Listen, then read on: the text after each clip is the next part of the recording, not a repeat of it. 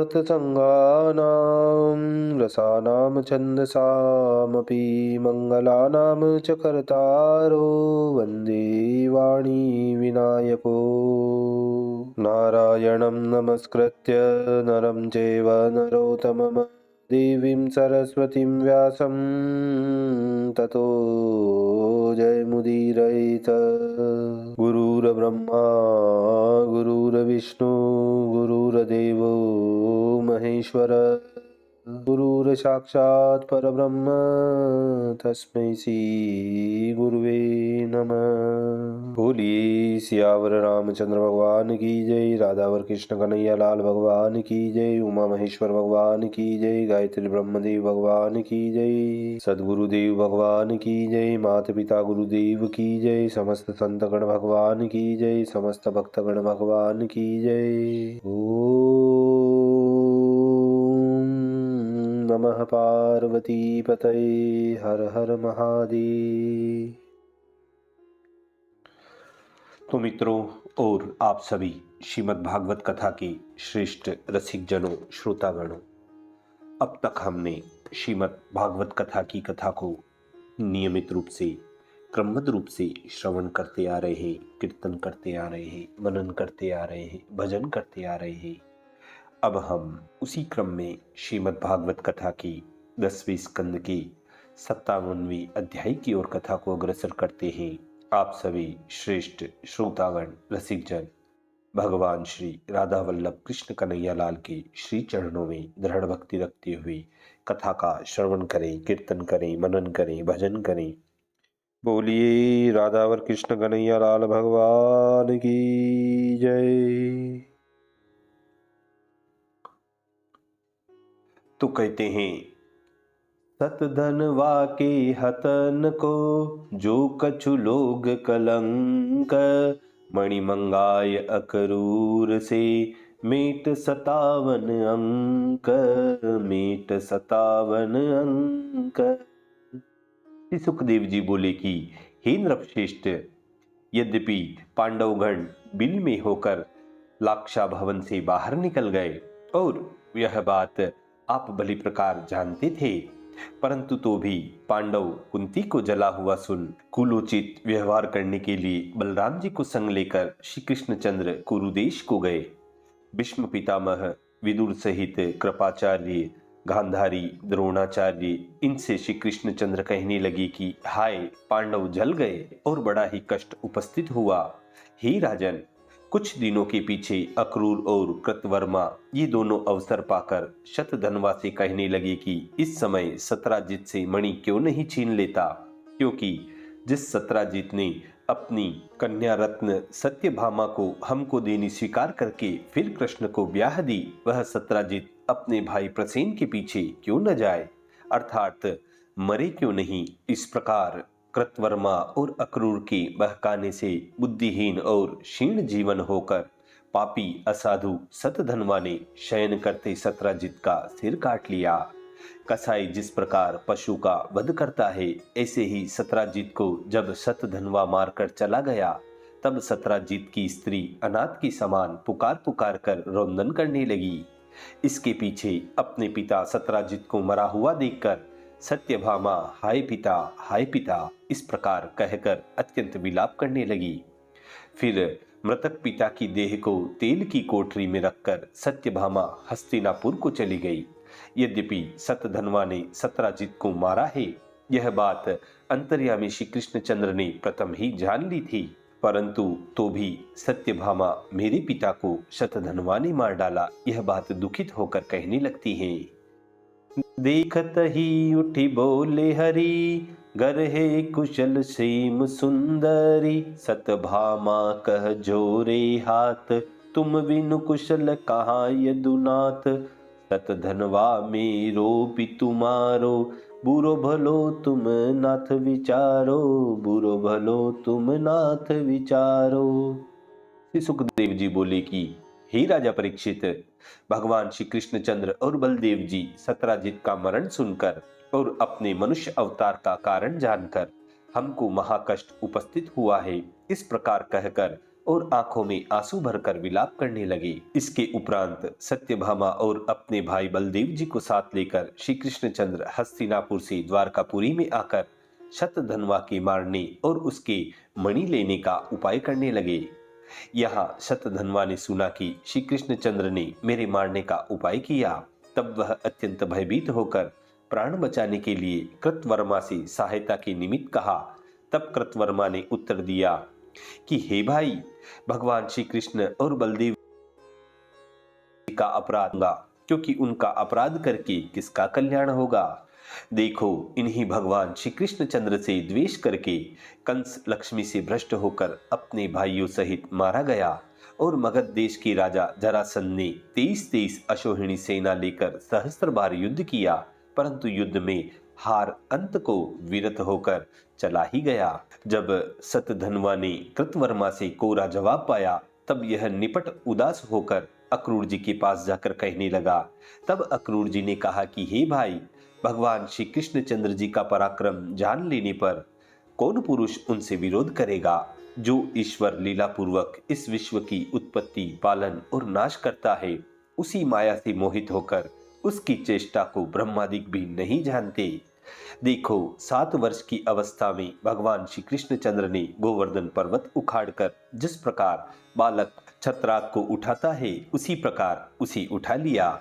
उन्हीं अद्भुत कर्मकारी भगवान श्री कृष्णचंद्र के लिए नमस्कार है, और जो सबके आदि कारण, निर्विकार, सबकी आत्मा है, हम केवल उन्हें नमस्कार करते हैं।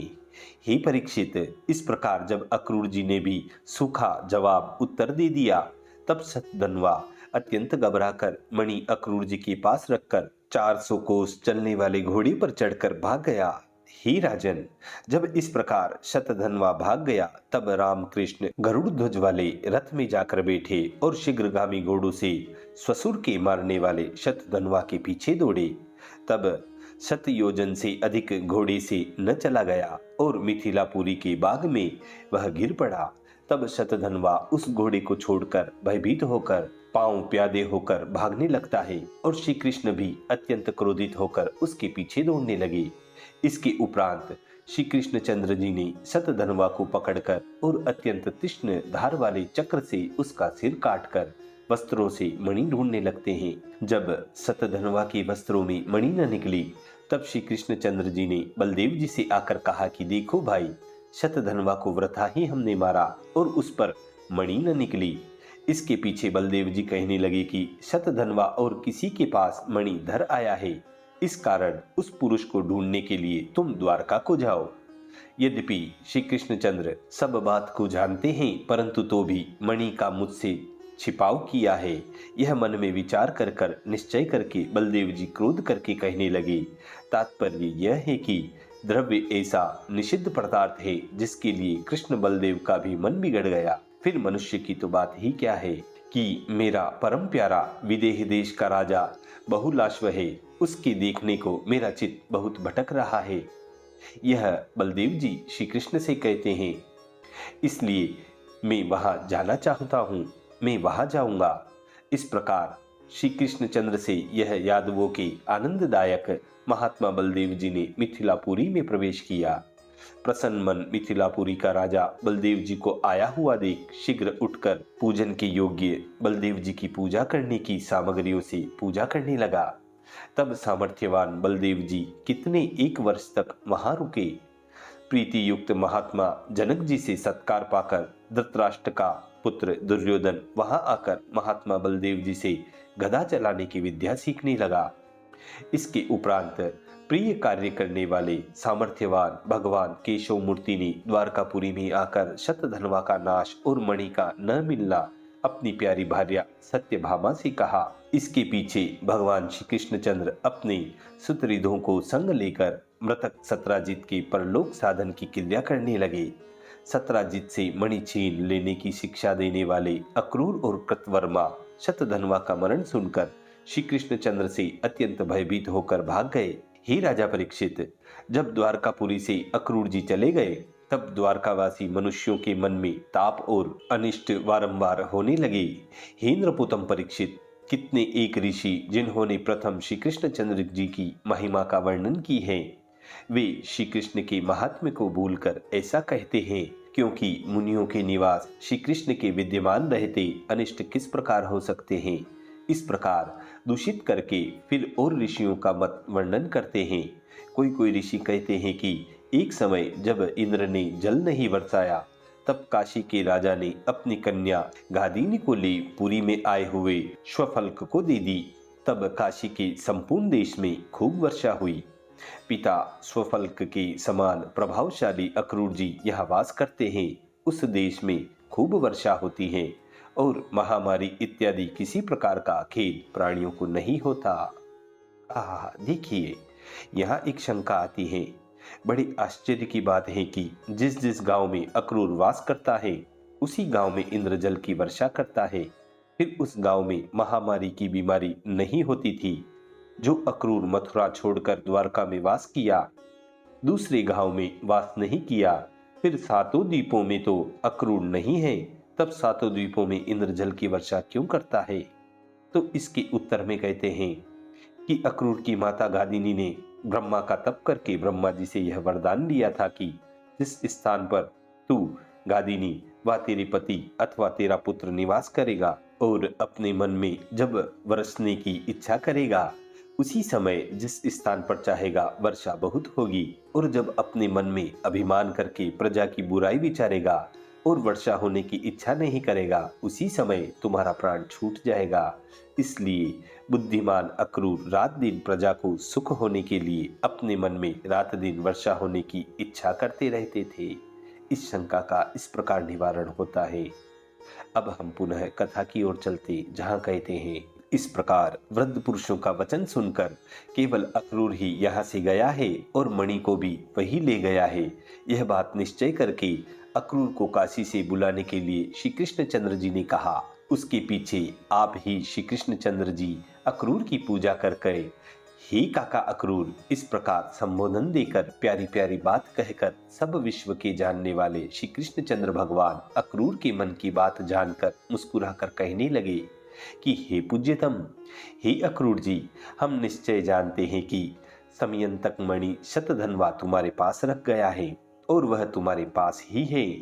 सत्राजित के कोई पुत्र नहीं है, इसलिए उसे पिंड, जलदान और ऋण चुकाकर जो शेष धन रहेगा उसे शास्त्रानुसार उसकी कन्या के पुत्र लेंगे। हे अक्रूर, यद्यपि तुम हमसे कहो मत, परंतु तो भी हम जानते हैं कि मणि तुम्हारे अतिरिक्त और किसी के पास नहीं रह सकती, क्योंकि आप सुंदर व्रत धारण करने वाले हैं। तब अक्रूर जी ने कहा कि अच्छा, मेरे पास ही सही, तुम्हें क्या प्रयोजन है? यह सुनकर श्री कृष्णचंद्र बोले, बड़े भाई बलदेव जी इस मणि के पीछे मेरा विश्वास नहीं करते हैं। हे बड़भागी अक्रूर, तुम मणि दिखाकर शीघ्र ही मेरे भाई को शांत करो और मेरे पास मणि नहीं है यह मत कहो। यदि कदाचित मणि तुम्हारे पास न होती तो सुवर्ण की वेदी बनाकर काशी में जाकर अखंड यज्ञ तुम कैसे करते? जब इस प्रकार साम भेद करके समझाया, तब अक्रूर जी ने सूर्य की समान तेज वाली वस्त्र से ढकी हुई वह मणि निकालकर श्री कृष्णचंद्र को दे दी। भगवान श्री कृष्णचंद्र जी ने समयंतक मणि अक्रूर जी से लेकर जाति के बंधु बांधवों को दिखाकर अपना मिथ्या कलंक दूर करके फिर वह मणि श्री कृष्णचंद्र जी ने अक्रूर जी को समर्पण कर दी। परमेश्वर भगवान श्री कृष्णचंद्र जी का कहा हुआ मनुष्यों के दुखों का हरने वाला सुंदर मंगल रूप इस समयंतक मणि के प्रसंग को जो कोई पुरुष पढ़ेगा वह श्रवण करेगा अथवा स्मरण करेगा, वह कुत्सित पापों के कलंक को दूर करके कल्याण को प्राप्त हो जाएगा। जो भादो की चौथ का चांद निहारे कोय, मणि प्रसंग श्रवणन सुने, ताहि कलंक न होय। ताके दुख नशी जात सब, अपकीर्ति नहीं होय। सब प्रकार मंगल लहे, करहु न संचय कोय। करहु न संचय कोय, करहु न संचय कोय। इसी मधुर संवाद के साथ श्रीमद् भागवत कथा के 10वें स्कंद के सप्तपंचाशतमो अध्याय 57वें अध्याय की समाप्ति व पूर्णता होती है। बोलिए श्री कृष्ण कन्हैया लाल भगवान की जय।